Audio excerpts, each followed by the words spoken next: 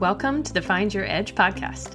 I'm your host, Chris Newport, founder, head coach, sports nutritionist, and exercise physiologist at The Endurance Edge.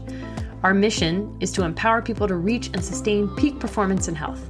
So get ready to dive into all things training, nutrition, recovery, and more. We hope to give you detailed information and inspiring stories to help you be your best. Let's do it. Hello, and welcome back to the Find Your Edge podcast. I am your host, Chris Newport, and before we get started, I am excited to announce our very own 30-day Fueling and Hydration Bootcamp. Registration just opened and only goes until August 7th, so you're going to want to jump on this super quick.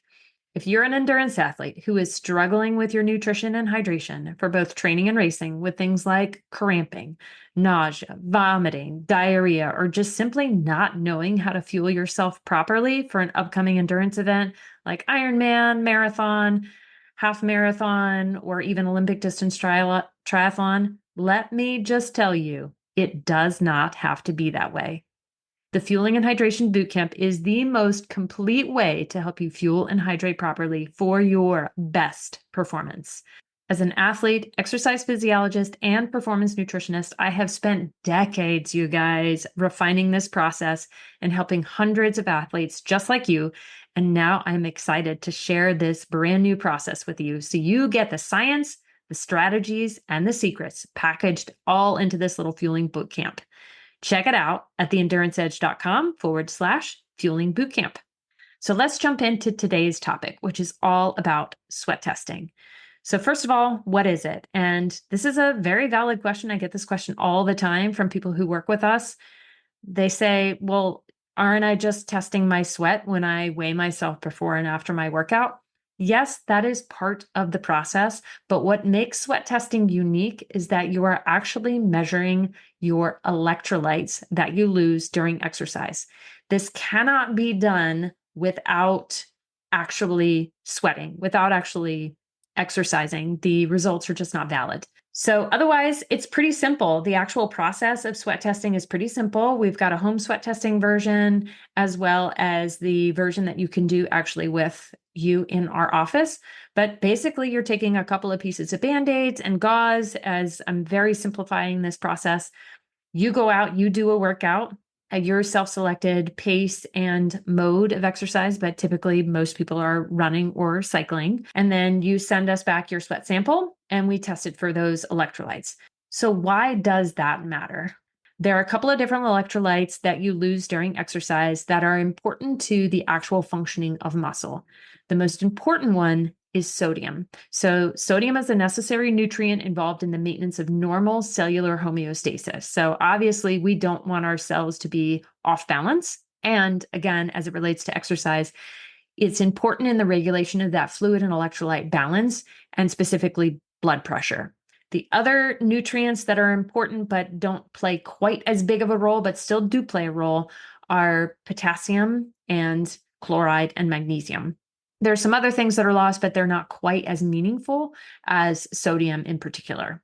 So why does this matter? Well, first and foremost, your health and safety is of the utmost importance. And one of the most common things that happens with athletes, specifically endurance athletes, is going to be dehydration. That, of course, is going to be one of the biggest issues. And then, of course, that can lead to other issues, specifically in the heat, which, hello, welcome to summer as it is right now. We also want you to do as well as you possibly can. So performance, right? Especially in relation to preventing cramps, dehydration, and GI distress. So electrolytes are really critical in all of those pieces.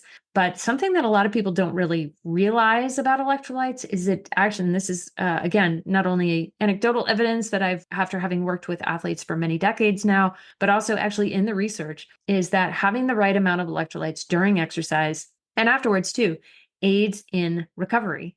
And I don't know about you, I've certainly experienced this myself, but have you had that sort of like post-workout, just not feeling great, or maybe you have a headache, or maybe you've got some dizziness?